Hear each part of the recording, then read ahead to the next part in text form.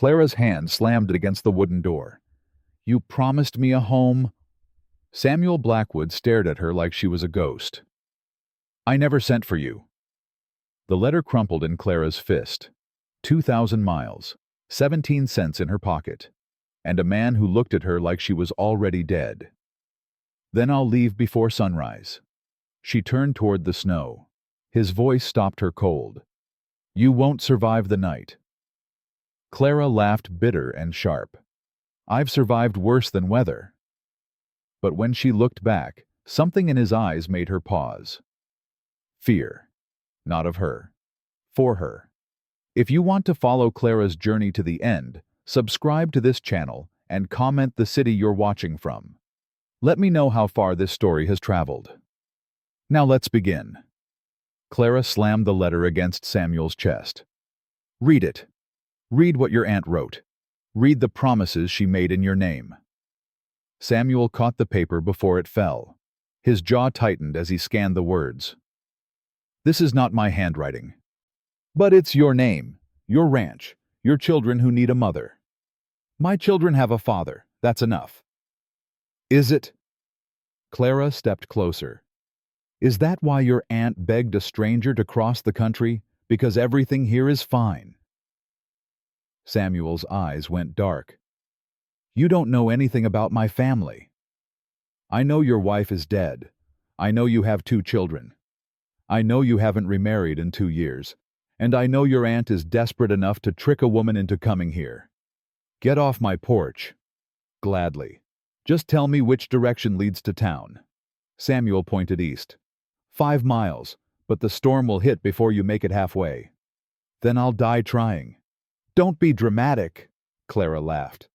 "Dramatic? I sold everything I owned for a train ticket. I told my landlord I was never coming back. I burned every bridge in Boston because I believed the words in that letter." She held up the crumpled paper. "Your aunt said you were a good man, a lonely man, a man who needed help but was too proud to ask." Samuel said nothing. Was she lying about that too? The wind howled between them. Snowflakes caught in Clara's hair. She was shivering, but she refused to wrap her arms around herself. She would not show weakness. Not to this man. "There's a shed behind the house," Samuel said finally. "It's not much, but it's dry." "I don't want your charity." "It's not charity, it's common sense. You freeze to death on my property, I'm the one who has to explain it to the sheriff." Clara wanted to refuse. Every fiber of her being screamed at her to walk away. But 17 cents wouldn't buy her a room, wouldn't buy her food, wouldn't buy her a ticket to anywhere. "One night," she said. "I leave at first light." "Fine." She grabbed her bag and walked around the side of the house without looking back. Samuel watched her go. His hands were shaking. Not from cold. The front door creaked open behind him. "Papa." He turned. Jacob stood in the doorway, his mother's eyes staring up at him. "Go back inside." "Who is that lady?" "Nobody." She didn't look like nobody. She looked angry. "She's leaving tomorrow. It doesn't matter." Jacob didn't move.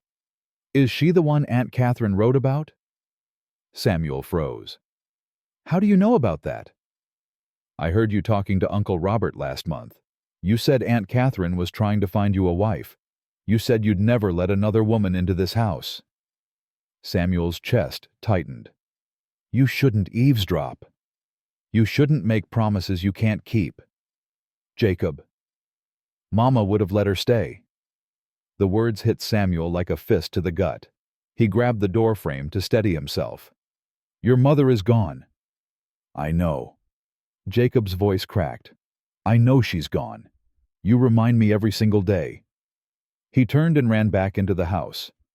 Samuel heard his bedroom door slam. He stood alone on the porch, the cold seeping into his bones. Inside the shed, Clara found a wooden crate and sat down. The space was dark. Cramped. But she had slept in worse places. She reached into her bag and pulled out a small photograph. A woman with kind eyes and silver hair. Her grandmother. The only person who had ever truly loved her. I'm sorry, Clara whispered. I thought this would work. I thought I could start over. The photograph didn't answer. Clara pressed it against her heart and closed her eyes. An hour passed. Maybe two. The cold was getting worse. Then she heard footsteps outside. Clara tensed. She grabbed the wooden handle of an old rake leaning against the wall. If someone was coming to hurt her, she would not go down without a fight. The footsteps stopped outside the door. Silence. Then retreating footsteps, fading into the distance. Clara waited a full minute before opening the door. On the ground sat a wool blanket, a thick slice of bread wrapped in cloth, and a tin flask that was still warm. She looked toward the house. A single light glowed in an upstairs window. For a moment, just a moment, something cracked inside her chest. She picked up the flask and held it against her heart. The warmth spread through her like a whisper. "Why?" she murmured. "If you want me gone, why do this?" No answer came, but the question stayed with her all night. Upstairs, Emma Blackwood pressed her small hand against the window glass. She couldn't see the shed clearly through the frost, but she knew the woman was there. Jacob appeared in her doorway. "You should be asleep." Emma didn't turn around. "She's leaving tomorrow," Jacob said. "Papa said so." Emma shook her head slowly. "What? You don't think she'll leave?" Emma finally turned. She walked to her brother and took his hand. Then she placed it over her heart. "I don't understand," Jacob whispered. Emma just looked at him. Her eyes were sad but certain. She led him back to bed, but she didn't sleep. She sat by the window until dawn, watching, waiting.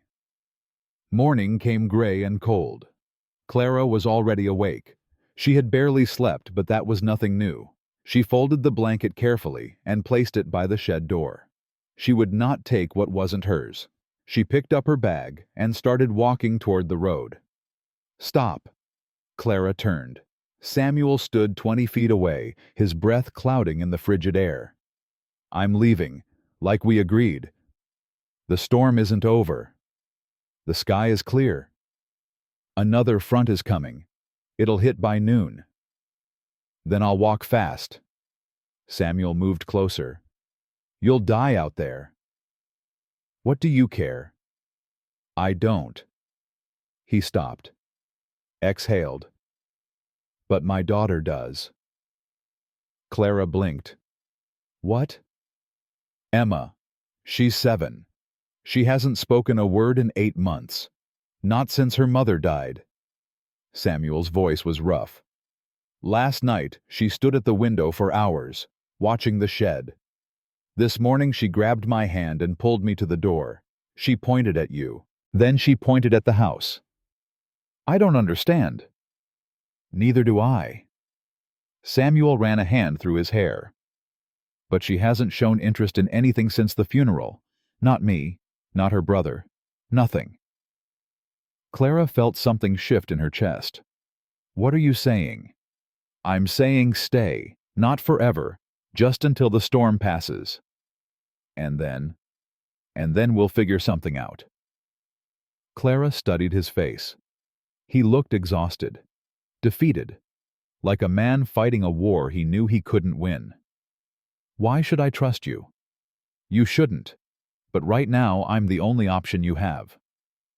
It wasn't kind, it wasn't warm, but it was honest. "Fine," Clara said. "Until the storm passes." She walked toward the house. Samuel fell into step beside her. Neither of them spoke. The kitchen was warm. A fire crackled in the stove. The smell of coffee filled the air. Jacob sat at the table, a bowl of porridge in front of him. He looked up when Clara entered, his expression hostile. "She's staying," he demanded. "For now," Samuel said. "You said she was leaving." "Plans changed." "Why?" "Because Emma threw a tantrum." "Jacob." Samuel's voice carried a warning. "It's not fair. You always do what Emma wants just because she doesn't talk. But what about what I want? What do you want?" I want things to go back to normal. I want it to be just us, like you promised." Clara watched the exchange, her heart aching. This boy was hurting. Anyone could see it. "You're scared," she said quietly. Jacob's head snapped toward her. "I'm not scared of anything." "I didn't say scared of something. I said scared. Of losing what you have left." "You don't know me." "No. But I know what loss looks like." Clara pulled out a chair and sat across from him. "I lost my grandmother 6 months ago. She raised me. She was everything to me. After she died, I didn't want anyone near me either." Jacob's jaw tightened. "I don't care about your grandmother." "Jacob," Samuel warned again. But Clara held up her hand. "It's okay. He doesn't have to care. He doesn't have to like me. He just has to let me stay long enough to figure out what comes next." Jacob stared at her for a long moment. Then he pushed back from the table. "Fine. Stay. But don't pretend to be something you're not." He walked out of the kitchen. A door slammed somewhere in the house. Samuel sighed. "He's not usually like this." "Yes, he is." Clara met his eyes. "He's exactly like this. Because he's terrified." "Of what?" "Of you letting someone else in. Of having to share what little he has left of you." Samuel looked away. His jaw worked silently. Footsteps on the stairs. Light ones. Careful ones. Emma appeared in the doorway. She was wearing a white nightgown, her feet bare on the cold floor. She looked at Clara. Then she walked straight to her and climbed into her lap. Clara froze. She didn't know what to do with her hands. Emma reached up and touched Clara's face. Her small fingers traced the curve of her cheek, her jaw, her chin. Then she rested her head against Clara's shoulder and closed her eyes. "What is she doing?" Clara whispered. Samuel's voice was strange, thick. "I don't know. She hasn't let anyone touch her since her mother died. Should I put her down?" "No." Samuel shook his head slowly. "No. Let her stay." They sat in silence. Emma's breathing grew slow and steady. She had fallen asleep. Clara looked down at the child in her arms. Something stirred deep inside her. Something she had buried a long time ago. "She's beautiful," she said softly. "She looks like her mother. Was your wife kind?" Samuel's face hardened. "Don't. I'm just asking. And I'm telling you not to." He stood abruptly. "I need to check on the animals. Stay here. Keep Emma warm." He was gone before Clara could respond. She sat alone in the kitchen holding a sleeping child, wondering what kind of man she had stumbled into. An hour later, the front door burst open. A woman stood in the doorway. She was older, maybe 60, with sharp eyes and a sharper tongue. Snow dusted her heavy coat. "Samuel Blackwood," she called out. "I know you're in here." Samuel appeared from the back of the house. "Hester, what do you want?" The woman called Hester pushed past him and walked into the kitchen. She stopped dead when she saw Clara. "Who in God's name is this?" "None of your business." "Everything on this mountain is my business." Hester circled Clara like a hawk examining prey. "You're the mail-order bride, the one Catherine sent for." Clara stiffened. "How do you know about that?" "Catherine wrote to me, asked me to check on Samuel, make sure he treated you proper." Hester's eyes narrowed. "Though it looks to me like you're the one who needs checking on." Samuel stepped forward. "Hester, leave her alone." "Why? So you can hide her away like a shameful secret?" Hester turned to face him. "The whole town knows Samuel. Your aunt has been writing letters to everyone, telling them you finally agreed to remarry." Clara's stomach dropped. "That's not true." "Isn't it?" Hester's smile was thin. Catherine certainly believes it is. She told everyone the wedding would be before Christmas. There is no wedding, Samuel said through gritted teeth. There was a misunderstanding. A misunderstanding. Hester laughed.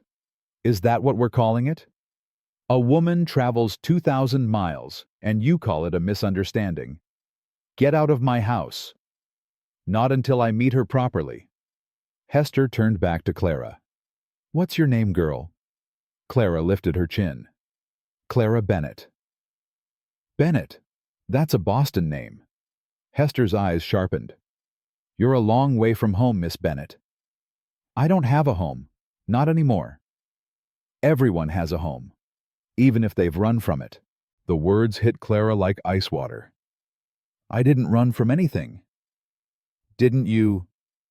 Hester moved closer. Pretty girl like you all alone, desperate enough to answer a mail-order advertisement? That sounds like running to me. Samuel grabbed Hester's arm. That's enough. Take your hand off me, Samuel Blackwood. Then leave. Now. Hester pulled free, but didn't move toward the door. The town is talking, Samuel. They're saying you've brought a stranger into your home, into your children's home. They're wondering what kind of woman answers an advertisement like that. Clara felt her face flush. I'm not ashamed of how I got here. Maybe you should be. Hester! Samuel's voice thundered through the kitchen. The older woman finally backed toward the door. I'm going, but mark my words, both of you. This won't end well. Secrets never stay buried in this valley. She walked out, slamming the door behind her. Silence filled the kitchen. Clara realized her hands were shaking. Emma was still asleep in her arms, somehow undisturbed by the shouting. Who was that? Clara asked quietly. Hester Pruitt, the widow who lives on the next property. Samuel's face was hard. She makes it her business to know everyone else's business. She said the whole town knows about me. She's exaggerating. Is she? Clara met his eyes. Your aunt told people we were getting married before Christmas. Samuel looked away. My aunt had no right. But she did it anyway. And now everyone thinks I'm... Clara couldn't finish the sentence. I'll fix it. How do you fix something like that? Samuel had no answer. Emma stirred in Clara's arms. Her eyes fluttered open. She looked up at Clara, then at her father, then back at Clara. Then she did something neither of them expected. She smiled. It was small, just a tiny curve of her lips. But it was the first smile Samuel had seen on his daughter's face in 8 months. He sank into a chair, his legs suddenly weak. Papa? Jacob's voice came from the doorway. He had heard everything. Papa, what's happening? Samuel couldn't speak. He just stared at his daughter's face. Emma reached out and touched Clara's cheek again. Then she pointed at the chair beside them. I think, Clara said slowly, she wants you to sit with us. Jacob hesitated. But something in his sister's eyes pulled him forward. He sat down. Emma reached over and took his hand. Then she took Clara's hand. Then she reached for her father. 4 hands linked together. No one said a word. Outside, the storm began to howl. But inside, something had shifted. Clara looked at the small hand in hers. She looked at the broken man across the table. She looked at the angry boy who was trying so hard not to cry. And she made a decision. She would not leave at sunrise. She would not leave before the storm passed. She would not leave at all. Not until she understood what was happening in this house. Not until she knew why a little girl who hadn't spoken in 8 months had chosen her. The wind screamed against the windows. Snow piled against the door. But Clara didn't hear any of it. She heard only the sound of Emma's breathing and the steady beat of her own heart. Something was beginning here. Something she couldn't name yet. And for the first time in years, she wasn't afraid of what came next. The storm lasted 3 days. 3 days of howling wind. 3 days of snow piling against the windows. 3 days of Clara learning the rhythms of a house that didn't want her. On the 4th morning, she found Samuel at the kitchen table before dawn. I need to earn my place, she said. He looked up from his coffee. What? I won't take charity. If I stay, I work. You don't have to work. Yes, I do. Clara pulled out a chair and sat across from him. I'm not some fragile doll you need to protect. I can cook. I can clean. I can mend clothes and chop wood and do whatever else needs doing. Samuel studied her face. Why does it matter so much? Because I've spent my whole life being told I wasn't enough, too poor, too plain, too stubborn. Clara's voice hardened. I won't let anyone say I didn't earn my keep. Something flickered in Samuel's eyes. Respect, maybe. Or recognition. Fine, he said. There's laundry that needs doing, and the kitchen floor hasn't been scrubbed in weeks. I'll start today. You don't have to prove anything to me. I'm not proving anything to you. Clara stood. I'm proving it to myself. She walked out before he could respond. By noon, Clara had scrubbed every inch of the kitchen floor. Her hands were raw and red, but she didn't stop. She moved to the laundry, hauling water from the well, heating it on the stove, scrubbing shirts and trousers until her arms ached. Jacob watched her from the doorway. You missed a spot, he said. Clara didn't look up. Where? On Papa's shirt. There's still dirt on the collar. She examined the shirt. He was right. Thank you, she said. I'll fix it. Jacob blinked. He had expected her to argue, to defend herself. You're not mad. Why would I be mad? You helped me do a better job. He shifted uncomfortably. Most adults don't like being corrected by kids. I'm not most adults. Clara finally looked at him. And you're not most kids. Jacob didn't know what to say to that. He turned and walked away. But he came back an hour later. There's a button missing on Emma's dress, he said. The blue one she likes. I can fix that. And Papa's boots have a hole in the sole. I can patch it. And the curtains in the living room are torn. Clara put down the shirt she was mending. Are you giving me a list of chores or testing me? Jacob's face reddened. Maybe both. Fair enough. Clara picked up the shirt again. Bring me Emma's dress. I'll start with that. He hesitated. Why are you being nice to me? I've been awful to you. Because being awful to me doesn't make you awful. It makes you scared. I told you I'm not scared. And I told you I don't believe you. Jacob's jaw tightened, but he didn't argue. He just turned and went to get Emma's dress. That evening, Hester Pruitt returned. She didn't knock. She just walked in like she owned the place, stomping snow off her boots in the doorway. I've come to check on the children, she announced. Samuel stood up from his chair by the fire. They're fine. I'll be the judge of that. Hester's eyes swept the room until they landed on Clara, who was darning socks by the window. Still here, I see. Still here, Clara agreed. The town is talking. Let them talk. Hester's eyes narrowed. Brave words from a woman with no reputation to protect. Clara set down the sock. What exactly are they saying? That you're not what you claim to be. That no decent woman answers a mail-order advertisement. That you must be running from something. Hester moved closer. Are you running, Miss Bennet? Everyone is running from something, Mrs. Pruitt. That's not an answer. It's the only one you're getting. Samuel stepped between them. Hester, I think it's time for you to leave. I'm not finished. Yes, you are. His voice was steel. Clara is a guest in my home. You will treat her with respect, or you will not come here again. Hester's mouth fell open. Samuel Blackwood, I have known you since you were a boy. I knew your mother. I knew your wife. And I am telling you that this woman is trouble. And I am telling you that it's none of your concern. The children are my concern. Your reputation is my concern. This community is my concern. The children are mine. My reputation is mine. And this community can mind its own business. The two of them stared at each other. The fire crackled in the silence. Finally, Hester grabbed her coat from the hook by the door. "You'll regret this," she said. "Mark my words, you'll regret letting her stay." She slammed the door behind her. Clara let out a breath she didn't know she was holding. "Thank you." Samuel turned to face her. His expression was unreadable. "Don't thank me yet. She'll make trouble. She always does." "I can handle trouble." "Can you?" He moved closer. "Because trouble in a small town is different from trouble in Boston. Here everyone knows everyone. Rumors spread like wildfire. And once people decide who you are, they never change their minds. Then I'll change their minds." "How?" Clara stood. "By showing them who I really am."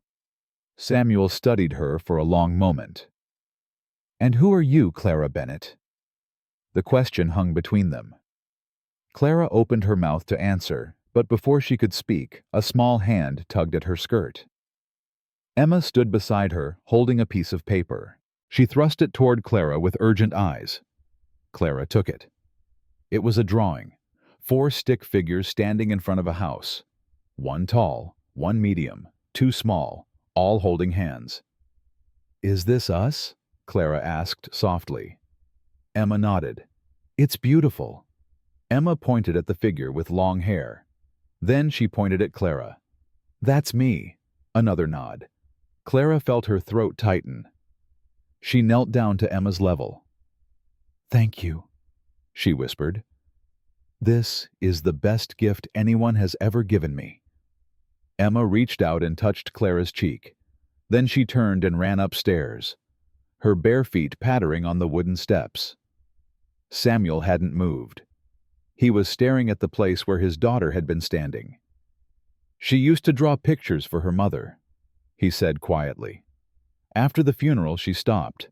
Wouldn't pick up a crayon for months. And now she draws pictures of you." Clara didn't know what to say. Samuel walked to the window and stared out at the darkness. "I don't understand what's happening. I don't understand why she's attached to you. Maybe she just needed someone new, someone who isn't wrapped up in grief." "We're all wrapped up in grief." "I know." Clara moved to stand beside him. "But grief looks different from the outside. Maybe that's what she needed. A different perspective." Samuel turned to look at her. They were close now, close enough that Clara could see the gray in his beard, the lines around his eyes, the exhaustion that never quite left his face. "Why did you really come here?" he asked. "I told you. Your aunt's letter. But why answer it? Why leave everything behind for a stranger?" Clara was quiet for a moment. "Because I had nothing left to leave. Nothing. My grandmother raised me. She was everything to me. When she died, I had no money, no family, no prospects." Clara's voice dropped. "I was working as a seamstress for a wealthy family in Boston. The husband started showing interest in me." Samuel's expression darkened. "Interest. He cornered me in the hallway one night, tried to force himself on me. I fought back. He fell, hit his head on the banister." "Was he hurt?" "Barely. A small cut, nothing serious." Clara's hands curled into fists. "But he told his wife I attacked him, that I had been pursuing him for months. She believed him. Of course she did." "And you were fired." "I was more than fired. She spread the story to everyone she knew. By the end of the week, no one in Boston would hire me." Clara looked at Samuel. "Your aunt's letter came 3 days later. It felt like a sign." "A sign of what?" "That maybe I wasn't meant to disappear. That maybe there was somewhere I could start over." Samuel was silent for a long moment. When he finally spoke, his voice was rough. "The man who attacked you. What was his name? Why? Because I want to know." Clara shook her head. "It doesn't matter. He has money, power. Nothing would happen to him, even if the truth came out. Some things aren't about what happens to them. They're about what happens to you." Clara met his eyes. Something passed between them. An understanding. His name was Richard Ashworth, she said quietly. Samuel nodded once. He filed the name away in his mind. He didn't know what he would do with it, but he knew he would remember it. You should get some sleep, he said. Tomorrow will be a long day. Why? Because tomorrow is Sunday, and we're going to church. Clara felt her stomach drop. Church. If you want to change people's minds, you have to face them. Hiding here won't help. I wasn't hiding. Weren't you? Samuel's eyes held hers. Hester has already spread her poison. By now, everyone in town thinks you're some kind of fallen woman. The only way to fight that is to show up. Look them in the eye. Prove them wrong. Clara swallowed hard. And if I can't, you can. Samuel's voice softened just slightly. I've seen how you handle yourself. You don't back down from a fight. This isn't the same kind of fight. It's exactly the same kind of fight. The only difference is the battlefield. He walked toward the stairs, then paused. Wear something respectable, and don't let them see you sweat. He disappeared upstairs. Clara stood alone in the living room, her heart pounding. Tomorrow she would face the entire town. Tomorrow she would walk into a church where everyone had already judged her. Tomorrow she would have to prove that she was more than the rumors. She looked down at Emma's drawing, still clutched in her hand. 4 figures, holding hands. She would do it for this, for the chance at something she had never had, a family. Sunday morning came too fast. Clara dressed in her best dress, a simple gray cotton with white lace at the collar. It was modest, respectable, everything she needed it to be. Samuel waited by the door with the children. Jacob wore a suit that was slightly too small.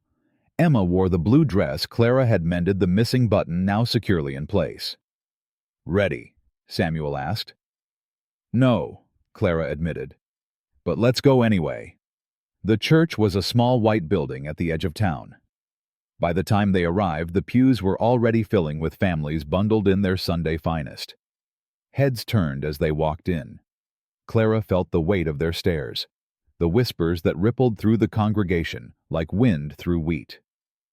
Hester Pruitt sat in the front row. She turned and smiled, thin and sharp. Ignore her, Samuel murmured. They found seats near the back. Emma immediately climbed into Clara's lap. Jacob sat rigid beside his father. The service began. Hymns were sung. Prayers were said. The preacher spoke of forgiveness and grace. Clara barely heard any of it. She was too aware of the eyes on her back, the judgment radiating from every corner of the room. After the service, people gathered outside in the cold sunshine. Clara braced herself as Hester approached. Miss Bennet, Hester said loudly, making sure everyone could hear. How nice of you to join us. I hope you're finding our little town welcoming. Very welcoming, Clara replied evenly. Everyone has been so kind. Have they? Hester's smile widened. I heard Mrs. Parker refused to sell you fabric at her shop yesterday. Clara felt her face flush. It was true. She had gone to buy material to make new curtains, and the shopkeeper had turned her away with barely a word. A misunderstanding, I'm sure, Clara said. Of course, just like your presence here is a misunderstanding. Hester moved closer, lowering her voice. Let me give you some advice, Miss Bennet. This town protects its own, and you are not one of us. Not yet, Hester laughed. Not ever, my dear. Some stains don't wash out. Before Clara could respond, a voice cut through the tension. Mrs. Pruitt, I believe you're blocking the path. Clara turned. An older woman with kind eyes and silver hair stood behind Hester. She was small but carried herself with authority. Hester's face soured. Mrs. Collins, I didn't see you there. Clearly. The woman called Mrs. Collins stepped around Hester and extended her hand to Clara. I'm Margaret Collins, the preacher's wife. You must be the young woman everyone is talking about. Clara shook her hand. I'm afraid so. Don't be afraid. Being talked about is better than being ignored. Mrs. Collins smiled warmly. I heard you're skilled with a needle. Is that true? I can sew well enough. Good. We're organizing a charity drive for the miners' families. Their children need warm clothes for winter. Would you be willing to help? Clara blinked. This was the last thing she had expected. I would be honored. Excellent. Come to my house on Tuesday. We'll put you to work. Mrs. Collins patted Clara's arm. Don't mind the gossips, my dear. They'll find someone else to chatter about soon enough. She walked away, leaving Hester speechless. Samuel appeared at Clara's side. What just happened? I think I just made an ally. Mrs. Collins is the most respected woman in town. If she's on your side, Hester will have a harder time poisoning everyone against you. Clara allowed herself a small smile. Maybe this won't be so bad after all. But she spoke too soon. That evening, Jacob burst through the kitchen door, his face streaked with tears. Papa, something's wrong with Dusty. Samuel jumped up from his chair. What happened? He won't stand up. He's shaking all over. They rushed to the barn. Clara followed, her heart pounding. Dusty was the bay mare that had belonged to Samuel's wife. The children had been raised alongside this horse. She was more than an animal to them. She was a connection to their mother. The mare lay on her side, her breathing labored. Her eyes were glazed with pain. Samuel knelt beside her. It's colic, bad colic. Can you save her? Jacob's voice cracked. I don't know. You have to save her. She's all we have left of Mama. Samuel looked at his son. The raw pain on Jacob's face was almost more than he could bear. I'll try, he said quietly. But I need you to go inside. No. Jacob. I'm not leaving her. Jacob dropped to his knees beside the horse. I'm not leaving her like I left Mama. The words hung in the air. Samuel froze. Clara stepped forward. What do you need me to do? Samuel stared at her. What? Tell me how to help. I don't know anything about horses, but I can learn. It'll be a long night. I'm not going anywhere. Something shifted in Samuel's eyes. He nodded once. Keep her head still. Talk to her. Keep her calm. Clara knelt in the straw. She placed her hands on the mare's neck and began to speak softly. Nonsense words, gentle words. The kind of words she used to whisper to herself when she was scared and alone. Jacob watched her, his face a mixture of suspicion and desperate hope. Hours passed. The night grew colder. Samuel worked tirelessly, massaging the horse's belly, forcing her to her feet, walking her in circles when she wanted to lie down. At one point, the mare stopped breathing. No, Jacob whispered. No, no, no. Samuel pressed his ear to her side. Then he pressed his hands against her chest and pushed. 1 second. 2. 3. The mare gasped. Her chest rose. Jacob collapsed against Clara, sobbing. She held him without thinking, wrapping her arms around his thin shoulders. It's okay, she murmured. She's still here. She's fighting. I can't lose her too, Jacob choked out. I can't. You won't. We won't let that happen. Dawn came slowly. The mare was standing weak but alive. She nuzzled Jacob's hand when he offered her water. She's going to make it, Samuel said. His voice was hoarse from exhaustion. She just needs rest. Jacob turned to Clara. His eyes were red from crying, but something in them had changed. Thank you, he said quietly. You don't have to thank me. Yes, I do. He hesitated. I've been mean to you. Really mean. And you still stayed. You were protecting your family. I understand that. Jacob shook his head. It wasn't just that. I was scared that if I let you in, I would forget Mama. But tonight, when Dusty was dying, you helped save her. You helped save the last piece of Mama we have left. Clara felt tears prick her eyes. Your mother will never be forgotten. Not as long as you remember her. Jacob nodded slowly.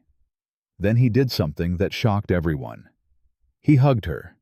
It was brief, awkward, but real. When he pulled back, his face was red. But he was almost smiling. "I'm going to check on Emma," he said. "She'll want to know Dusty's okay." He ran back toward the house. Samuel and Clara stood alone in the barn. "You didn't have to do that," he said. "Yes, I did." "Why?" Clara looked at him. "Because those children have already lost too much, and I'm not going to let them lose anything else. Not if I can help it." Samuel was quiet for a long moment. "You're not what I expected," he finally said. "What did you expect?" "I don't know. Someone softer maybe. Someone who needed saving." Clara laughed short and sharp. "I stopped needing saving a long time ago." "I'm starting to realize that." They walked back toward the house together. The sun was rising, painting the sky in shades of pink and gold. At the door, Samuel paused. "About what you told me. The man in Boston." Clara tensed. "What about him?" "I wrote to my aunt last night. Asked her to find out more about the Ashworth family." "Why?" "Because people who hurt others don't stop with one victim. If there's a pattern, it should be exposed." Clara stared at him. "You barely know me." "I know enough." Samuel met her eyes. "I know you came here with nothing and asked for nothing. I know you've worked harder in 1 week than most women would in a month. And I know my daughter, who hasn't spoken in 8 months, draws pictures of you like you're already part of this family." Clara's breath caught in her throat. "That means something," Samuel said quietly. "I don't know what yet, but it means something." He went inside. Clara stood on the porch watching the sun climb higher. For the first time since arriving in Montana, she felt something she had almost forgotten. Hope. Inside, Emma was waiting. She ran to Clara and threw her arms around her waist. And then so softly, Clara almost missed it, she spoke. "Stay." One word. Just one word. But it changed everything. Clara's heart stopped. "What did you say?" Emma looked up at her with those serious eyes. She opened her mouth again. "Stay." The word was small, fragile, like a bird learning to fly. Clara dropped to her knees and pulled Emma into her arms. She couldn't speak, couldn't breathe. This child, who had been silent for 8 months, had chosen her to break that silence. Samuel stood frozen in the doorway. His face had gone pale. "Emma," he whispered. "You spoke." Emma pulled back from Clara and looked at her father. She nodded. "Say it again. Please." Emma turned back to Clara. She touched Clara's cheek with her small hand. "Stay." Samuel made a sound that was half laugh, half sob. He crossed the room in 3 strides and knelt beside them, gathering both Emma and Clara in his arms. For one long moment they stayed like that. 3 people holding on to each other, like the world might fall apart if they let go. Then Jacob's voice came from the stairs. "What's happening? Why is everyone crying?" Samuel pulled back, wiping his eyes quickly. "Your sister spoke." Jacob's jaw dropped. "She what?" "She said stay." Jacob flew down the stairs. He skidded to a stop in front of Emma. "You can talk." Emma looked at her brother. Then very slowly she nodded. "Say something. Say my name." Emma bit her lip. She looked at Clara, then at her father, then back at Jacob. Jacob. It came out rough, unpracticed. But it was his name. Jacob burst into tears. He grabbed his sister and hugged her so tight she squeaked. "I thought you forgot how," he said into her hair. "I thought you forgot everything." Emma shook her head. She pulled back and pointed at her heart. "I remember," she whispered. "I just couldn't say." Samuel sat back on his heels. He looked at Clara with something new in his eyes. Wonder, maybe, or gratitude, or something else entirely. "Thank you," he said. I didn't do anything. You did everything. Clara shook her head. She was ready. She just needed time. She needed you. The words hung between them. Clara didn't know how to respond. Collins arrived the next day with news that spread through the town like wildfire. Emma Blackwood spoke. She announced to everyone she met. After 8 months of silence, the child finally spoke. The reaction was immediate. People who had avoided Clara suddenly wanted to meet her. Women who had whispered behind her back now knocked on the door with gifts of bread and preserves. Men who had looked at her with suspicion now tipped their hats when she walked by. They're only being nice because of Emma, Clara told Samuel that evening. Does it matter why they're being nice? Yes, because if it's only about Emma, they'll turn on me again the moment something goes wrong. Samuel was quiet for a moment. You expect something to go wrong. Something always goes wrong. That's a sad way to live. It's a realistic way to live. Samuel set down the harness he was mending. My wife used to say that expecting the worst was a way of protecting yourself from disappointment, but it was also a way of never being truly happy. Clara looked at him. You don't talk about her often. I know. The children need to hear about her. They need to know who she was. I know that too. Samuel picked up the harness again. His hands were shaking slightly. But every time I try to talk about her, the words get stuck, like there's a stone in my throat. Clara moved closer. What was her name? Samuel closed his eyes. Catherine. Everyone called her Kate. How did you meet? At a barn dance. She was 17. I was 19. She laughed at everything I said, even when I wasn't trying to be funny. A ghost of a smile crossed his face. I knew that night I was going to marry her. How long were you together? 12 years, married for 10. And the children? Jacob came first. He was so small when he was born, the doctor said he might not survive. But Kate refused to accept that. She held him against her chest for 3 days straight, barely sleeping, barely eating, just willing him to live. She sounds strong. The strongest person I ever knew. Samuel's voice cracked. Until she wasn't. Clara waited. Emma's birth was difficult. Something went wrong. The bleeding wouldn't stop. Samuel's hands had gone still on the harness. The doctor did everything he could, but she was gone before dawn. Samuel. She made me promise to take care of them, to love them enough for both of us. His jaw tightened. I've tried. God knows I've tried. But I'm not enough. I'm never enough. Clara reached out and placed her hand over his. You're wrong, she said quietly. You are enough. Those children love you. They need you. And you've kept them safe and fed and healthy all on your own. I haven't been able to make Emma speak. That wasn't about you. That was about grief, about trauma, about a little girl who lost her mother and didn't know how to put that pain into words. Samuel looked at their hands, still touching. He didn't pull away. How do you know so much about grief?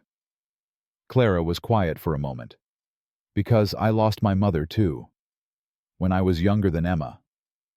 What happened? Fever. It swept through our neighborhood. Took my mother, my father, and my baby brother in the same week. Samuel's face softened. I'm sorry. My grandmother took me in. She was the one who taught me to sew, to cook, to survive. Clara's voice caught. When she died last year, I thought my world had ended. I didn't speak for days. I barely ate. I just sat in her empty house and wondered what was the point of going on. But you did go on. Because I didn't have a choice. Because giving up meant dying. And I wasn't ready to die. Clara met his eyes. Neither is Emma. She just needed someone to remind her that life can still be beautiful, even after loss. They sat in silence for a long moment. The fire crackled in the stove. Somewhere upstairs, the children were playing. Clara, Samuel said finally. Yes. He opened his mouth, closed it, opened it again. Nothing. Never mind. He stood up abruptly and walked out of the room. Clara watched him go, her heart beating too fast. Christmas Eve came with a flurry of activity. Clara taught the children to make paper snowflakes. Jacob cut his with careful precision. Emma tore hers with abandon, creating wild shapes that looked like nothing and everything at once. "Look, Papa." Jacob held up his snowflake. "It has 6 points just like real snow." Samuel examined it carefully. "That's impressive. Clara taught me. She said each snowflake is unique, just like each person." "Did she now?" Samuel glanced at Clara. "It's true," Clara said. "No two snowflakes are exactly alike." "Sounds like something Kate would say." The room went quiet. Jacob's face fell. "I'm sorry, Papa. I didn't mean to." "No." Samuel shook his head. "Don't apologize. Your mother loved Christmas. She would be happy to see you making decorations." Emma walked over to her father and pressed a snowflake into his hand. It was small and uneven with torn edges and unmatched sides. "For Mama," she said. Samuel stared at the paper in his hand. His jaw worked silently. "We could put it on her grave," Jacob suggested quietly, "so she knows we're thinking of her." Samuel nodded. He couldn't speak. Clara watched them, her heart aching. This family was still so raw, still so broken. But they were trying. That was more than most people ever did. That evening, after the children were in bed, Samuel found Clara sitting by the fire. "I owe you an apology," he said. Clara looked up. "For what?" "For earlier, when I walked out." "You don't have to apologize for that." "Yes, I do." Samuel sat down across from her. "I was going to say something. Something I've been thinking about for days." "What?" He was quiet for a moment. "I was going to ask you to stay. Permanently." Clara's breath caught. "Not as a wife." Samuel continued quickly. "I know that's not what you came here for, and I know I'm not what you expected. But the children need you. I can see that now." He paused. "And maybe I need you too." "Samuel, you don't have to answer now.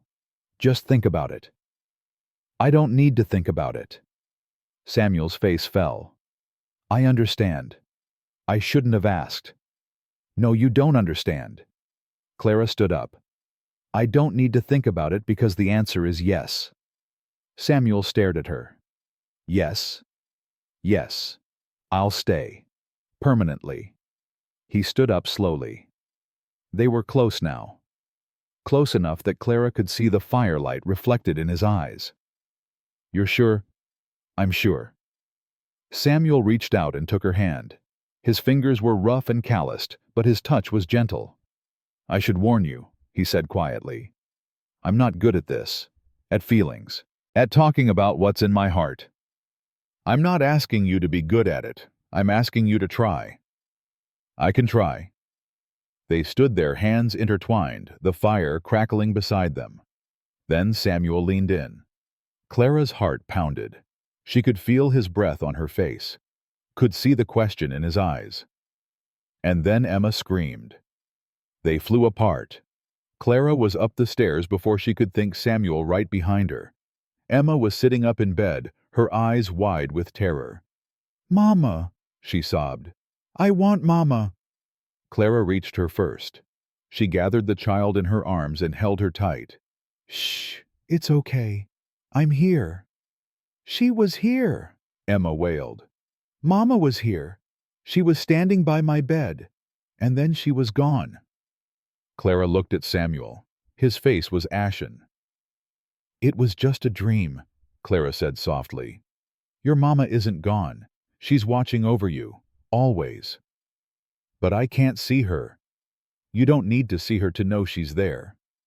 Clara stroked Emma's hair. "She's in the snowflake you made today. She's in the memories Jacob tells you. She's in the way your father looks at you when he thinks no one is watching." Emma's sobs began to quiet.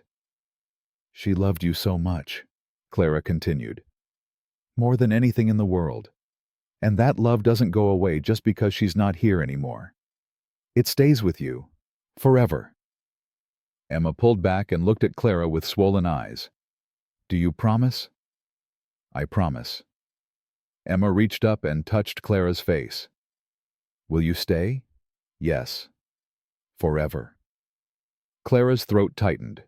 She looked at Samuel, who was watching from the doorway with an expression she couldn't read. For as long as you want me, she said. Emma nodded. She lay back down, still holding Clara's hand. Will you sing? Sing. Mama used to sing to me. Clara hesitated. She wasn't a good singer. Never had been. But Emma's eyes were so hopeful. She began to hum. A lullaby she remembered from her own childhood, her grandmother's voice, soft and worn, singing her to sleep. The words came back slowly. Old words. Forgotten words. By the time she finished, Emma was asleep. Clara slipped her hand free and stood. Samuel was still in the doorway. They walked downstairs in silence. You're good with her, Samuel said finally. She's easy to love. Is she? He looked at her. I find her terrifying. What do you mean? She's so much like Kate, the way she looks, the way she thinks. Sometimes when I look at her, I see my wife's face, and it breaks my heart all over again. Clara nodded slowly. That must be hard. It is. Samuel ran a hand through his hair. I've been keeping my distance. I know I have. I tell myself it's because I don't want to suffocate her. But the truth is, I'm afraid. Afraid of what? Afraid that if I let myself love her completely, I'll lose her too. Clara stepped closer. Samuel, look at me. He met her eyes. You can't protect yourself from loss by refusing to love. All you do is lose twice, once when they're gone, and once for all the time you wasted holding back. Samuel's jaw tightened. When did you become so wise? When I stopped being afraid. They stood facing each other. The moment from earlier hung between them unfinished. This time it was Clara who moved first. She reached up and placed her hand on his cheek. His beard was rough under her palm. I'm not Catherine, she said softly. I can't replace her. I don't want to replace her. I know. But I can be here. For you. For the children. If you'll let me. Samuel's hand came up to cover hers. I want to let you, he said. I'm just not sure I know how. Then we'll figure it out together. He turned his head and pressed a kiss to her palm. Just one, soft and quick. But it felt like a promise. The next morning, Christmas Day, Clara woke to the sound of laughter. She dressed quickly and hurried downstairs to find Jacob and Emma tearing into small packages wrapped in brown paper. Look! Jacob held up a wooden horse carved with careful detail. Papa made this. Emma was clutching a doll with a fabric dress. She ran to Clara and held it up. For me, she said proudly. It's beautiful. Samuel stood by the fire watching his children. When he saw Clara, something in his expression softened. There's one more gift, he said. He walked to the small table by the window and picked up a rectangular package wrapped in cloth. This is for you. Clara took it surprised. You didn't have to. Open it. She unwrapped the cloth carefully. Inside was a book. A worn leather-bound journal with blank pages.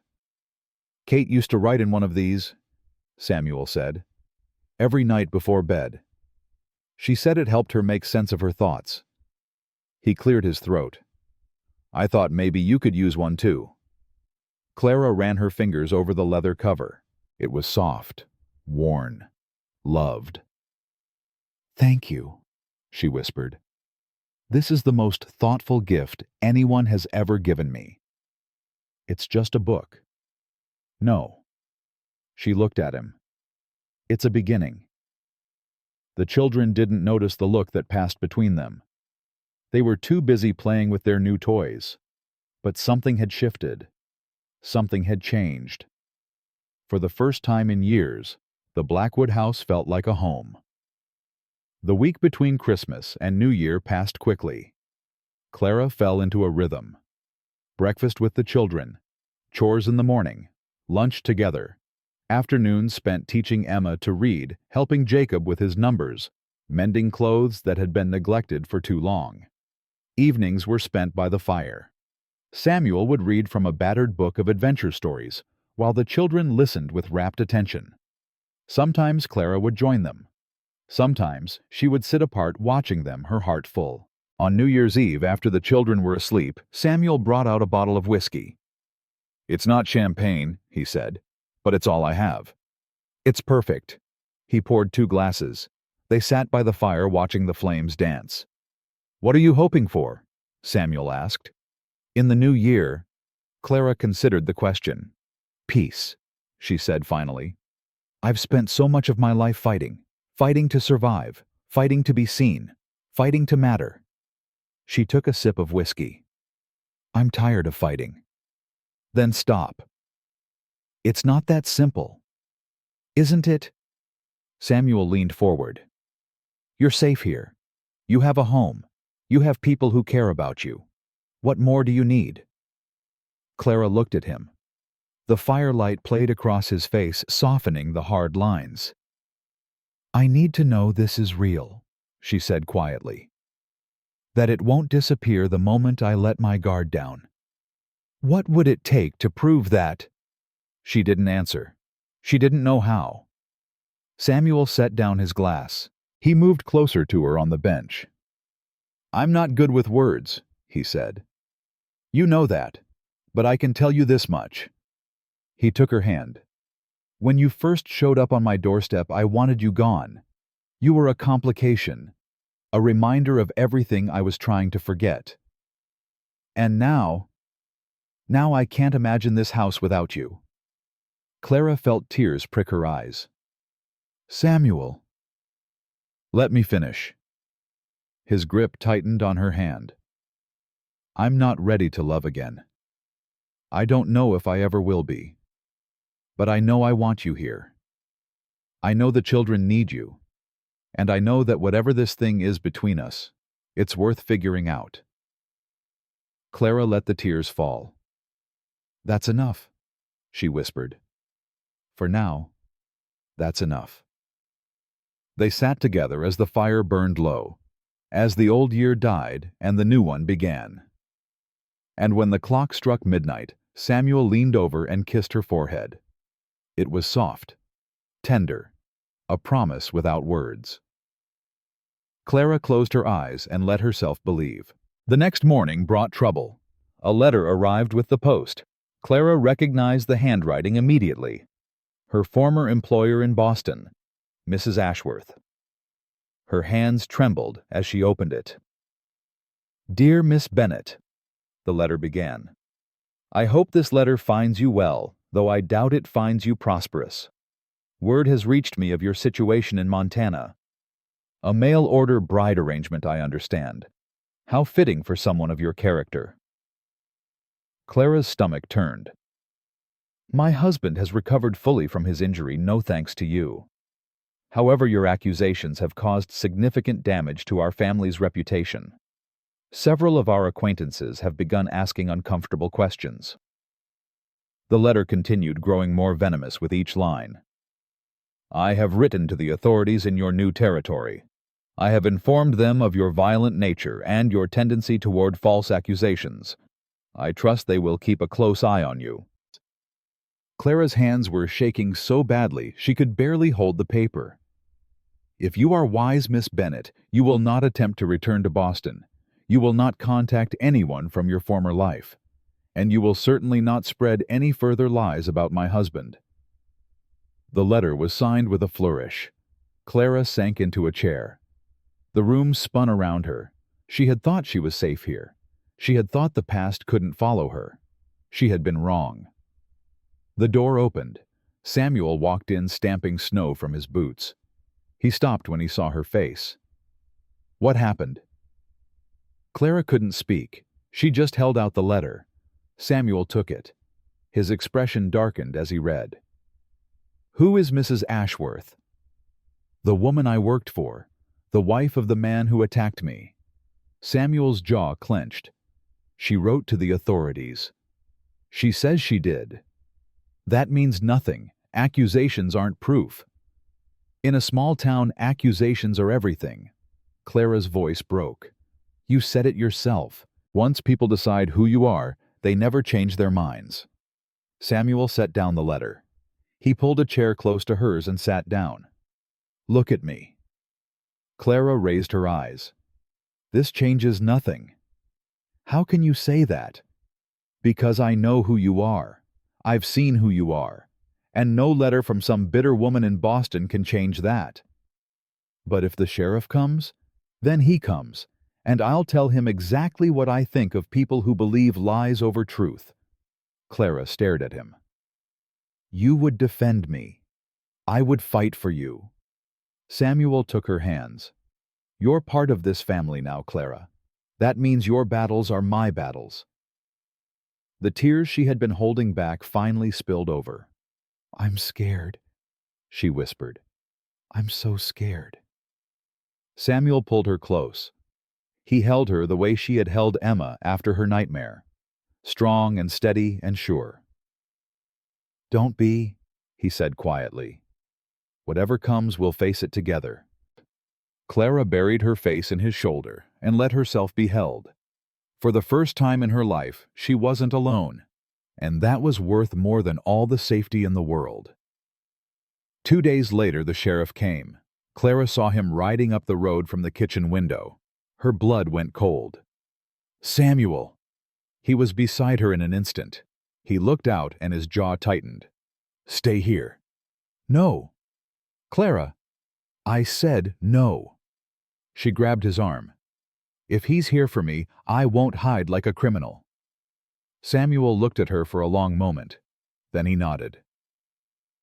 They walked out to the porch together. Sheriff Tom Brennan was a big man with a weathered face and tired eyes. He dismounted slowly like a man who didn't want to be there. "Samuel," he said. "Miss Bennet." "Tom." Samuel's voice was steady. "What brings you out here?" "Official business, I'm afraid." The sheriff pulled a folded letter from his coat. "I received this from Boston, from a Mrs. Ashworth." Clara felt her heart pound against her ribs. "I know what it says," Samuel replied. "And I know it's a lie." "That may be." The sheriff looked uncomfortable. "But I have to investigate. It's my job."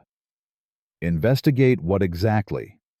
"Mrs. Ashworth claims Miss Bennet attacked her husband, that she's violent, dangerous."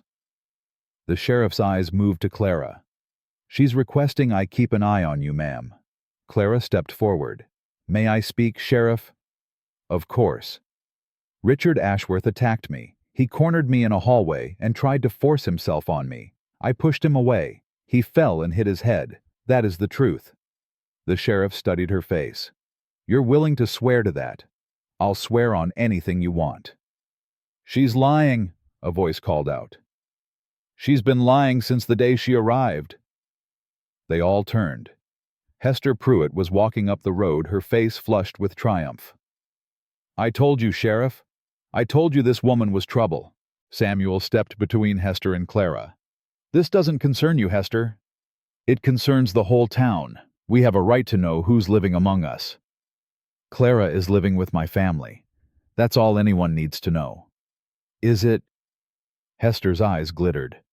"Because I've been doing some asking around, writing some letters of my own." Clara's stomach dropped. "Mrs. Ashworth was quite forthcoming," Hester continued.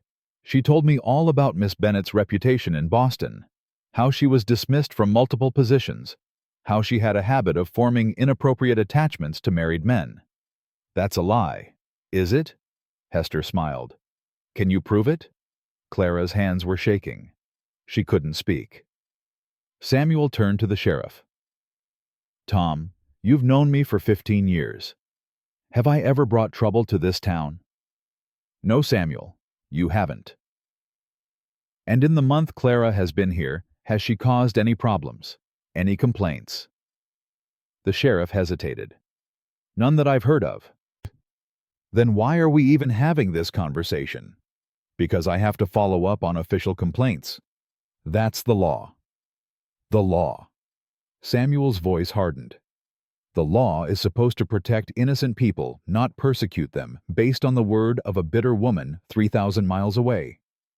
I understand your frustration. Do you? Because, from where I'm standing, it looks like you're taking Hester's side without even considering the facts. The sheriff's face reddened.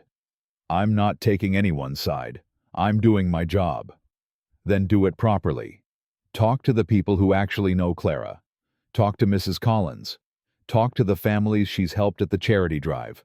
Talk to my children. Your children?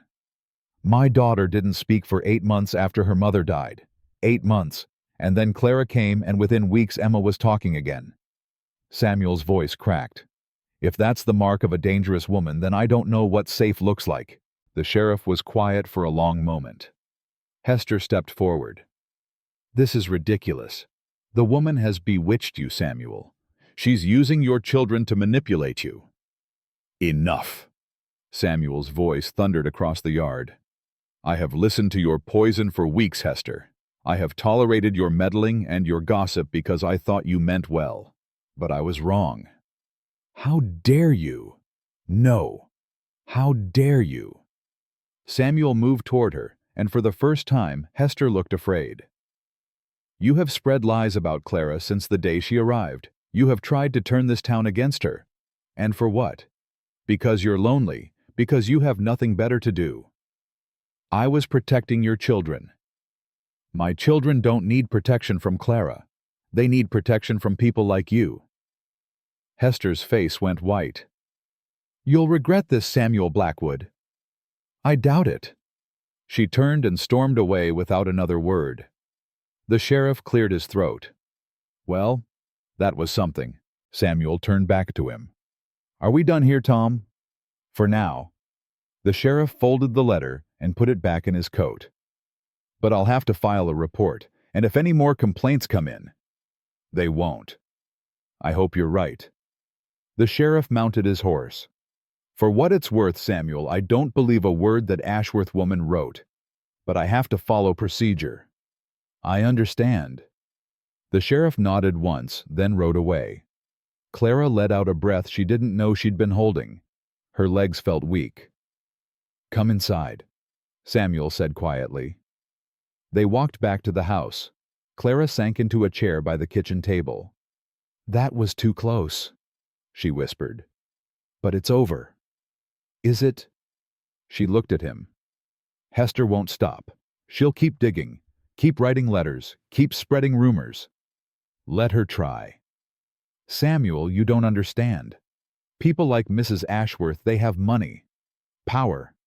If she decides to really come after me, then we'll fight back. How I have nothing. No money, no connections, no one who would speak for me. Samuel knelt in front of her chair. He took her hands in his. You have me. Clara's eyes filled with tears. I don't want to drag you into my mess. It's not your mess. It's our mess now. He squeezed her hands. I meant what I said, Clara. Whatever comes, we face it together.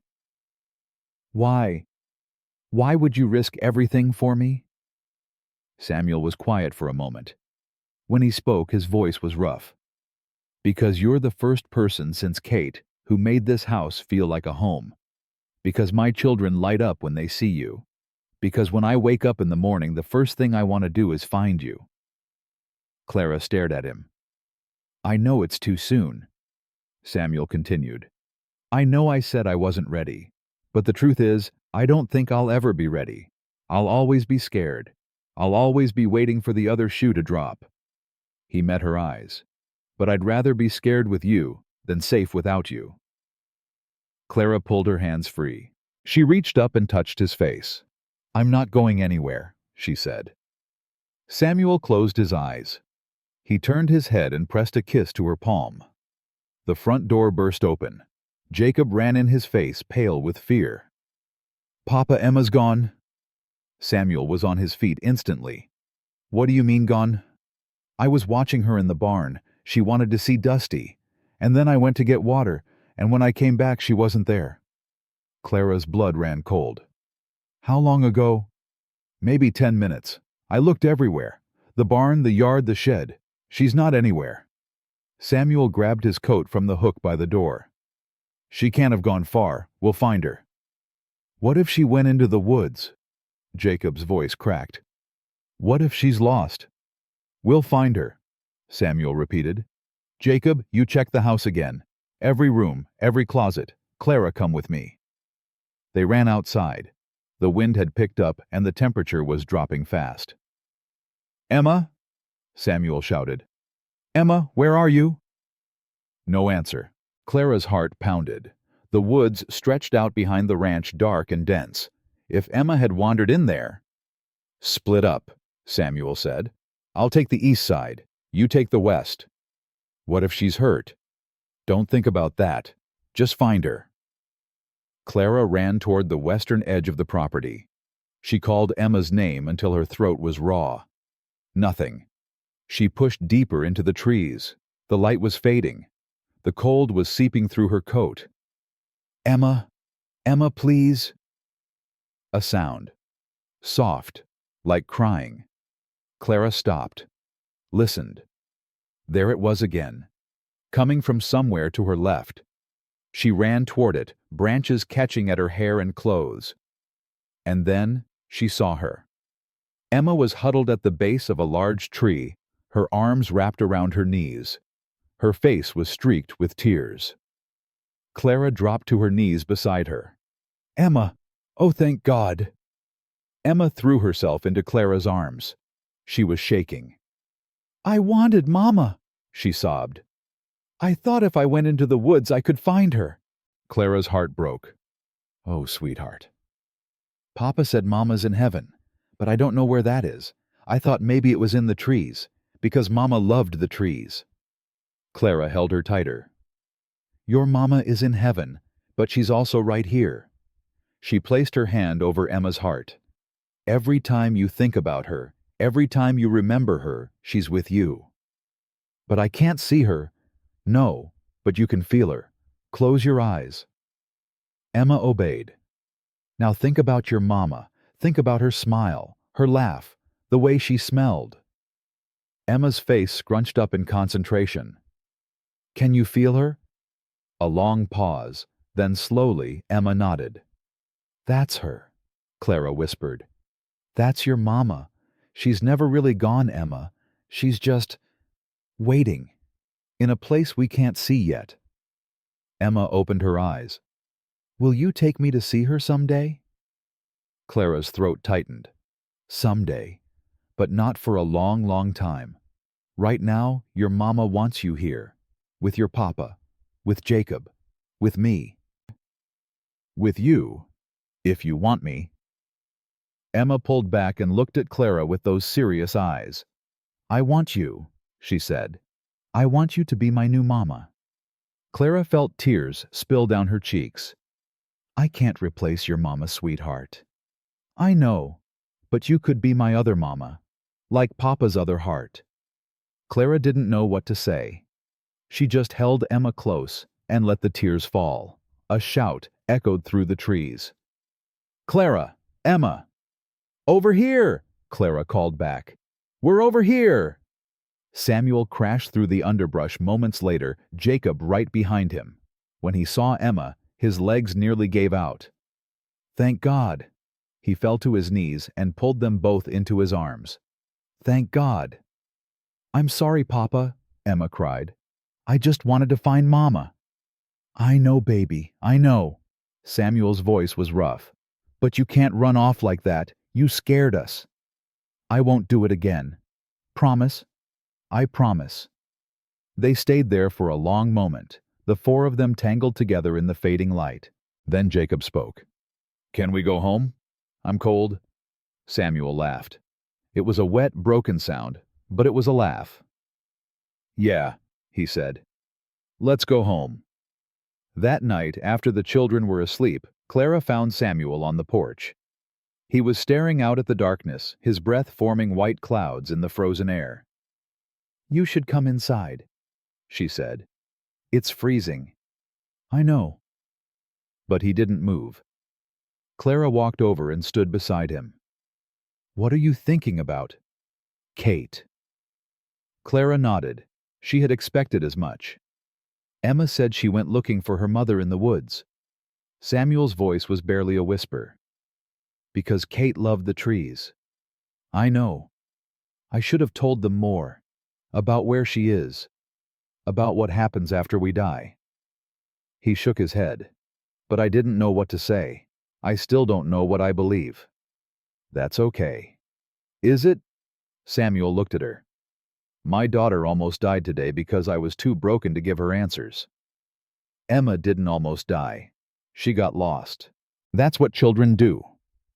"But if you hadn't found her—" "I did find her. That's what matters." Samuel was quiet for a long moment. Then he reached into his pocket and pulled out a folded piece of paper.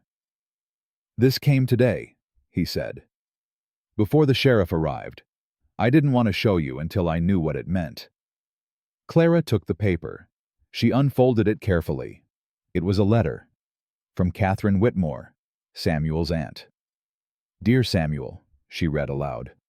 "I have done some investigating regarding the matter you mentioned. Richard Ashworth is not the respectable gentleman his wife portrays him to be. I have spoken with 3 women who worked in his household before Miss Bennet. 2 of them were dismissed under suspicious circumstances. The 3rd is willing to speak publicly about his behavior if needed." Clara's hands trembled. "There's more," Samuel said quietly. Clara kept reading. "Furthermore, I have learned that Mr. Ashworth is currently under investigation by the Boston Police Department for financial irregularities. His bank is rumored to be on the verge of collapse. If this is true, he and his wife will soon have far greater concerns than pursuing Miss Bennet." Clara looked up. "Is this real? My aunt doesn't lie." "But this means—" "It means the Ashworths are about to have their world turned upside down. They won't have time to bother you." Clara sank onto the porch railing. Her legs wouldn't hold her. "I thought I would be running forever," she whispered. "I thought I would never be free." Samuel moved closer. He stood in front of her, his eyes searching her face. "You're free now." "Because of you. Because you believed me." "I believed you because you told the truth. That's all you ever did." Clara reached for him. She pulled him close and buried her face in his chest. "Thank you," she said. "Thank you for fighting for me." Samuel's arms wrapped around her. "I would fight armies for you." They stood like that for a long time, wrapped in each other on the frozen porch. When Clara finally pulled back, something had changed. The fear was gone. The weight was lifted. "What happens now?" she asked. Samuel looked at her. His eyes were soft, open, vulnerable. "That depends on you." "On me? You could leave. Now that the threat is gone, you have options. You could go anywhere. Start fresh somewhere else." Clara studied his face. "Is that what you want?" "No." His voice was fierce. "But I want you to know it's your choice. You're not trapped here. You never were." "I know." And Clara took a deep breath. She thought about Boston, about the life she had left behind, about all the places she could go, all the things she could do. Then she thought about Emma's face when she said, "I want you to be my other mama." She thought about Jacob, who had finally stopped looking at her like an enemy. She thought about Samuel, who had fought for her when no one else would. "I'm not leaving," she said. Samuel's breath caught. "I'm not leaving," Clara repeated stronger this time. "This is my home now.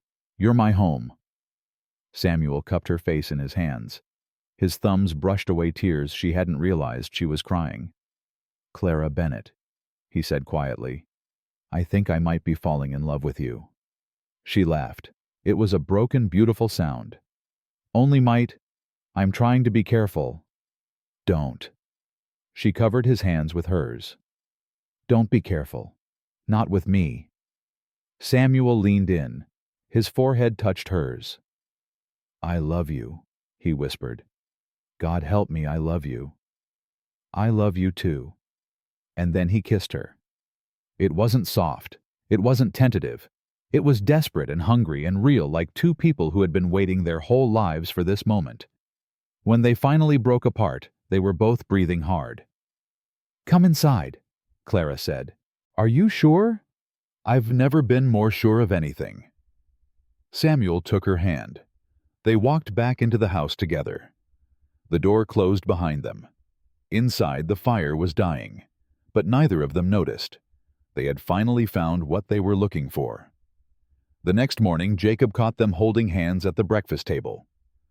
"Does this mean what I think it means?" he asked. Samuel looked at Clara. She nodded. "Yes," Samuel said. "It does." Jacob's face broke into a grin. "Finally. Finally. I've been waiting for weeks. You two were so obvious." Clara laughed. "Were we?" "Everyone could see it except you." Emma appeared in the doorway, rubbing sleep from her eyes. She looked at her father, then at Clara, then at their joined hands. "Are you staying forever now?" she asked. Clara held out her free arm. Emma ran to her and climbed into her lap.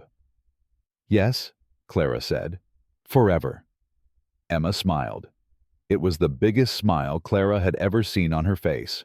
"Good," Emma said, "because I already told Dusty, and she was very happy." The whole table burst into laughter. Outside, a new day was beginning. The sky was clear. The air was crisp. And in the Blackwood house, a family was finally whole again. But Clara knew this wasn't the end. It was only the beginning. She looked at Samuel across the table. He was watching her with those gray eyes that she had once found so cold. Now she saw only warmth. "What are you thinking about?" he asked. "The future," she said. And Clara smiled. "I can't wait to see what happens next." A week later, Samuel led Clara to the back of the house. "Close your eyes," he said. "Why?" "Just trust me." Clara closed her eyes. She felt his hand take hers, guiding her forward. A door opened. Warmth touched her face. "Now look." She opened her eyes, and her breath caught. It was a room, small but beautiful. A writing desk sat by the window. Bookshelves lined one wall, empty but waiting. A quilt lay folded on the bed, stitched from patches of familiar fabric. "Is that your old shirt?" Clara whispered. "And my father's coat, and Kate's favorite dress." Samuel's voice was rough. "I wanted to make something new from something old." Clara ran her fingers over the quilt. She recognized the blue calico from a dress Emma had shown her, the worn flannel from Samuel's work shirts, the soft cotton from Jacob's baby blankets. "This is for me. This room is yours. Only yours." Samuel reached into his pocket and pulled out a small iron key. He pressed it into her palm. "This key belongs to you. No one else. Not even me." Clara stared at the key. Her hand was trembling. "I don't understand." "You told me once that you'd spent your whole life in borrowed spaces. Other people's rooms, other people's houses, places where you were tolerated but never truly welcome." Samuel moved closer. "I wanted you to have something that's yours, a place where you belong." Clara's eyes filled with tears. "Samuel, I'm not good with words. You know that. But I can build things. And I wanted to build something that says what I can't." "What does it say?" Samuel took her face in his hands. His thumbs brushed away her tears. "It says you're not temporary. You're not a guest. You're not a charity case, or a mistake, or a problem to be solved." His voice cracked. "It says you're home." Clara couldn't speak. She just stood there holding the key like it was the most precious thing in the world. Because it was. "There's one more thing," Samuel said. He led her to the desk. On top sat a piece of paper folded in half. Clara picked it up and opened it. It was Emma's drawing, the one with 4 stick figures holding hands. But something had been added. Above the figures in Samuel's careful handwriting were the words, "The Blackwood family." And next to Clara's stick figure, Emma had written one word in her shaky letters, "Mama." Clara pressed the paper to her chest. When did she do this? This morning. She asked me how to spell it. Samuel's eyes were bright. She said she wanted you to know you're official now. Clara laughed through her tears. Official. Her word, not mine. Clara set down the drawing. She turned to face Samuel fully. Ask me, she said. Samuel blinked. What? Ask me. What you've been trying to ask for weeks. His face reddened. I don't know what you mean. Yes, you do. Clara took his hands. Ask me, Samuel. He was quiet for a long moment. His jaw worked silently. His eyes searched her face. Then he dropped to one knee. Clara's heart stopped. I don't have a ring, Samuel said. I don't have pretty words or grand promises. All I have is this house, these children, and a heart that's been broken so many times, I didn't think it could work anymore. Samuel, let me finish. He gripped her hands tighter. When you showed up on my doorstep, I wanted you gone. You were a reminder of everything I had lost, everything I was afraid to feel again. Clara nodded.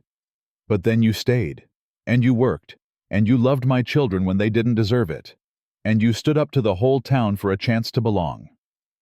Samuel's voice broke. And somewhere along the way, you put my heart back together. Tears streamed down Clara's face. Clara Bennett, I'm not asking you to save me. I'm not asking you to replace Kate. I'm asking you to walk beside me, to be my partner, my equal, my wife. He looked up at her with those gray eyes that she had once found so cold. Will you marry me? Clara sank to her knees in front of him. She cupped his face in her hands. Yes, she whispered. Yes, I'll marry you. Samuel let out a breath like he had been holding it for years. He pulled her close and kissed her long and deep and full of promise. When they finally broke apart, they were both crying. I should warn you, Clara said. I'm stubborn. I know. And I have a temper. I've noticed. And I snore. Samuel laughed.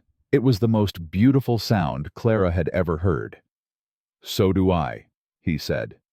We'll make quite a pair. Clara rested her forehead against his.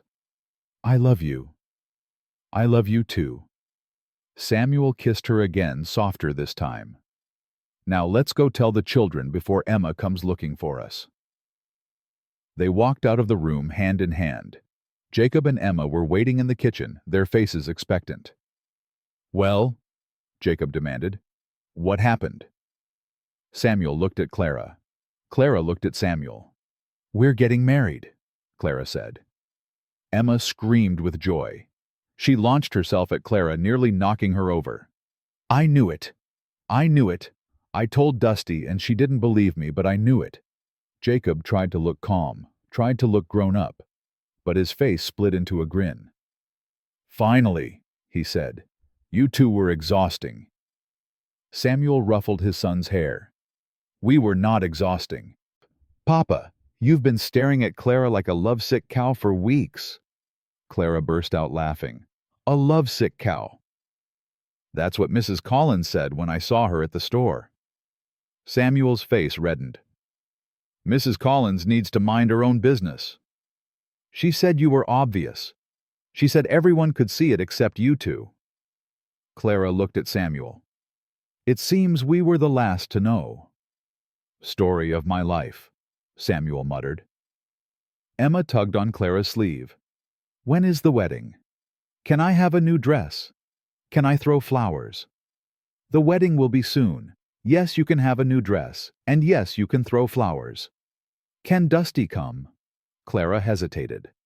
I don't think horses are usually invited to weddings. But Dusty is family. Samuel knelt down to Emma's level. Tell you what, we'll have the wedding here at the ranch. That way Dusty can watch from the barn. Emma considered this. Okay, but she gets extra apples. Deal. Emma threw her arms around Samuel's neck. I love you, Papa. Samuel held her tight. I love you too, baby girl. Jacob stood apart watching. Clara walked over to him. Are you okay with this? She asked quietly. Jacob was quiet for a moment. Then he looked at her with those serious eyes. I wasn't sure at first, he admitted.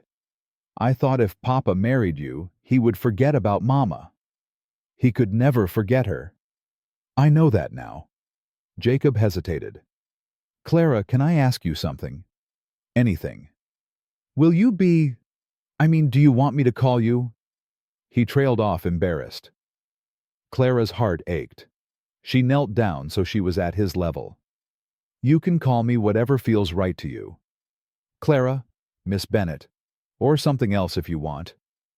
What if I wanted to call you Ma? Clara felt tears prick her eyes.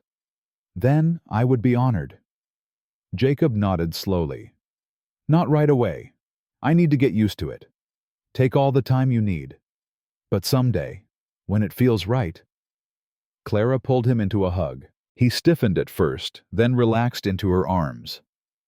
Thank you, she whispered, for giving me a chance. Thank you for not giving up on us. They held each other for a long moment. When they pulled apart, Jacob was almost smiling. So, he said, when do I get a baby brother? Clara choked. Samuel spit out the coffee he had just sipped. Jacob, Samuel sputtered. What I'm just asking. That's not... We haven't even... It's too soon to... Clara laughed. She couldn't help it. The look on Samuel's face was priceless. We'll discuss that later, she said diplomatically. Much later. Jacob shrugged. Fine. But I'd rather have a brother than a sister. Emma is enough. Hey, Emma protested. What's wrong with sisters? Nothing. You're just loud. I am not loud. You're being loud right now. Because you're being mean. The argument dissolved into chasing and shouting as Jacob fled and Emma pursued. Samuel stood beside Clara, watching his children tear through the house. Are you sure about this? He asked. It's not too late to change your mind. Clara slipped her hand into his. I've never been more sure of anything. Even when Jacob asks inappropriate questions. Especially then. Samuel laughed and pulled her close. News of the engagement spread through town like wildfire. Mrs. Collins was the first to visit bringing a cake and a flood of congratulations.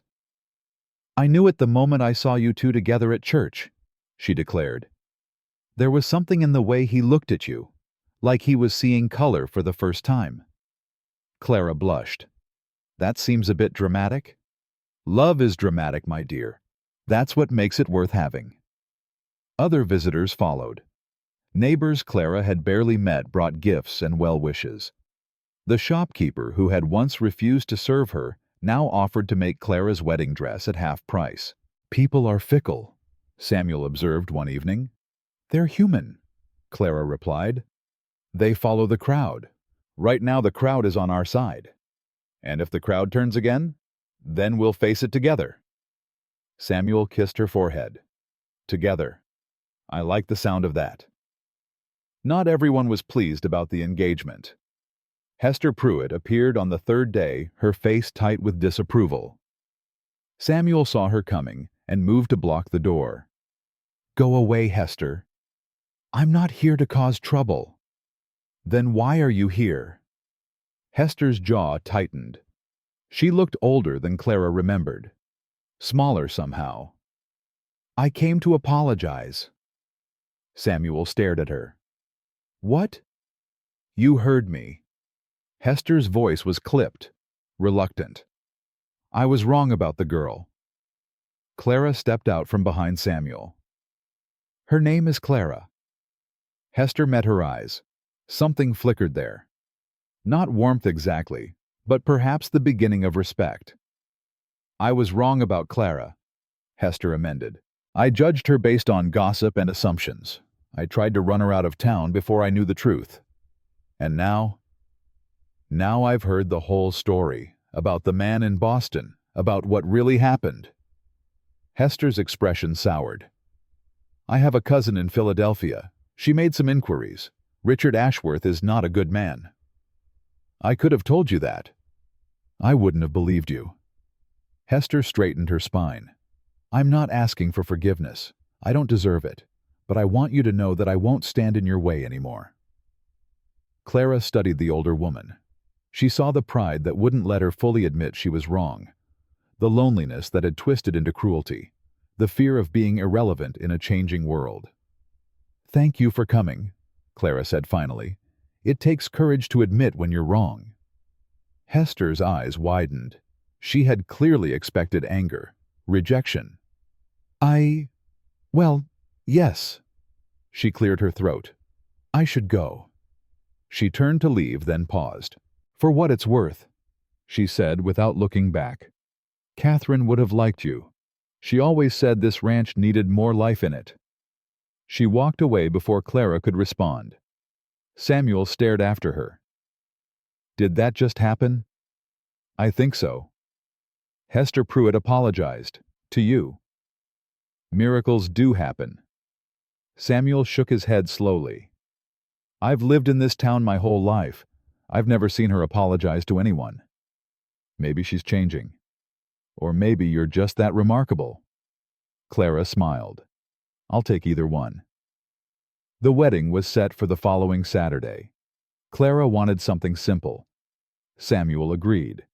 They would marry at the ranch with only close friends and family present. But somehow word got out. On the morning of the wedding, Clara looked out the window and gasped. Samuel, come here. He appeared beside her, still buttoning his clean white shirt. What's wrong? Look. The yard was full of people. Neighbors, townsfolk, families from the charity drive. They had come with chairs and blankets and baskets of food. They had set up tables and hung ribbons and created a celebration out of nothing. Mrs. Collins stood at the center, directing everything like a general commanding troops. Samuel laughed. I should have known she would do something like this. Did you tell her? I told her we wanted something small. She apparently had other ideas. Clara felt tears prick her eyes. 3 months ago, this town had wanted her gone. Now they were here to celebrate her marriage. We should go out there, she said. Are you ready? Clara looked at her dress. It was simple cotton and wool, nothing fancy. Her hair was braided with dried flowers Emma had picked. She wore no jewelry except for a thin silver chain her grandmother had given her. I'm ready. They walked outside together. A cheer went up from the crowd. Emma ran to them first, throwing flowers that scattered in the wind. Jacob followed, trying to look dignified but failing to hide his grin. Mrs. Collins approached with a worn leather book in her hands. Are you ready? She asked. Samuel looked at Clara. Clara looked at Samuel. We're ready. The crowd fell silent. Mrs. Collins opened her book, but she barely glanced at the pages. She had done this many times before. We gather here to witness the union of two people who have found their way to each other through hardship and heartbreak. Two people who didn't expect love, didn't plan for love, but found it anyway. Clara felt Samuel's hand tighten on hers. Samuel, Mrs. Collins continued, do you take Clara to be your wife? To stand beside her in joy and sorrow in plenty, and want for all the days of your life? Samuel's voice was steady, strong. I do. And Clara, do you take Samuel to be your husband? To share his burdens and his blessings, to love his children as your own, for all the days of your life? Clara's eyes were wet. I do. Mrs. Collins smiled. Then by the power vested in me by this community, I pronounce you husband and wife." She closed the book. "Samuel, you may kiss your bride." He didn't need to be told twice. The kiss was soft at first, tender. Then Samuel pulled her closer and kissed her like the world was watching, and he didn't care. The crowd erupted in cheers and applause. Emma threw more flowers. Jacob whistled. Even Hester Pruitt, standing at the edge of the crowd, managed a thin smile. When they finally broke apart, both were breathing hard. "Hello, wife," Samuel said. Clara laughed. "Hello, husband." The celebration lasted until sunset. There was food and music and dancing. The children ran wild with others their age. Samuel was pulled into conversation after conversation by neighbors who wanted to congratulate him. Clara stood apart for a moment, watching it all. 3 months ago, she had stepped off a stagecoach with 17 cents and a crumpled letter. She had expected nothing, hoped for nothing. And now she had everything. A hand slipped into hers. She looked down. Emma stood beside her, watching the party with wide eyes. "Are you happy?" Emma asked. Clara squeezed her hand. "Yes. Are you?" Emma nodded. "Papa smiles now. He didn't used to smile. He had a lot of sadness to carry. But you helped him put it down." Clara knelt beside her daughter. Her daughter. The word felt right. "We helped each other," she said. "That's what family does." Emma threw her arms around Clara's neck. "I love you, Mama Clara." Clara held her tight. "I love you too, Emma. So much." Jacob appeared beside them, looking uncomfortable. "What's going on?" "We're having a moment," Emma informed him. "You can join if you want." Jacob hesitated. Then he shrugged and wrapped his arms around both of them. "This is weird," he muttered. "You love it," Clara said. "I do not." "You do." "Maybe a little." They held each other until Samuel found them. "What's this?" he asked. "Family moment," Emma said. "You have to join." Samuel didn't hesitate. He wrapped his arms around all 3 of them and pulled them close. "My family," he said quietly. "My whole family." The sun set behind the mountains. The guests left one by one. The children fell asleep on blankets by the fire, exhausted from the day. Samuel and Clara sat on the porch wrapped in a shared blanket, watching the stars come out. "I was so scared," Clara admitted, "when I first came here. I thought I would never find a place that wanted me. And now I know I was wrong." She looked at him. "Home isn't a place. It's the people who refuse to let you go." Samuel kissed her temple. "I'll never let you go." "I know." They sat in comfortable silence. "What are you thinking about?" Samuel asked eventually. "The future. What it might hold." "And?" Clara smiled. "I think we're going to be okay. Just okay. More than okay. We're going to be happy." Samuel pulled her closer. "We already are." They stayed on the porch until the fire died and the stars wheeled overhead. Then they gathered their sleeping children and carried them inside. The house was quiet, peaceful. For the first time in years, it felt truly alive. Clara tucked Emma into bed and kissed her forehead. She did the same for Jacob, who pretended to be asleep, but squeezed her hand when she touched it. Then she went to her room, the one Samuel had built for her. He was waiting. "Are you happy?" he asked. It was the same question Emma had asked, the same question that had haunted Clara her whole life. But this time, the answer was easy. "Yes," she said. "I'm happy." Samuel held out his hand. She took it. They stood together in the room he had built with his own hands, surrounded by pieces of their shared history stitched into a quilt on the bed. "I should warn you," Samuel said. "I'm going to love you for a very long time." "How long?" "Forever. Maybe longer." Clara laughed. "I can live with that." She kissed him. Outside, the wind whispered through the trees. The mountains stood guard over the valley. The stars burned bright and cold in the endless sky. And in a small ranch house in Montana, a family slept peacefully. Not because life was perfect, but because they had found each other. Clara had arrived with nothing but a letter and a prayer. She had faced rejection and suspicion and cruelty. She had been told she didn't belong, that she wasn't wanted, that she should leave. But she had stayed. She had fought for her place, earned her home, built a family from broken pieces. And she would never leave. Not before sunrise. Not ever. Because Clara Bennett Blackwood had finally found what she had been searching for her whole life. Not a house or a husband or even a family. She had found herself, and that was worth more than all the gold in the world. If this story touched your heart, if Clara and Samuel's journey reminded you that love is always a choice, then don't let it end here. Subscribe to this channel and hit that notification bell. There are more stories waiting to be told. Stories of courage and heartbreak and hope. Stories of people just like you who found their way home. Because everyone deserves a home, and no one should ever have to leave alone.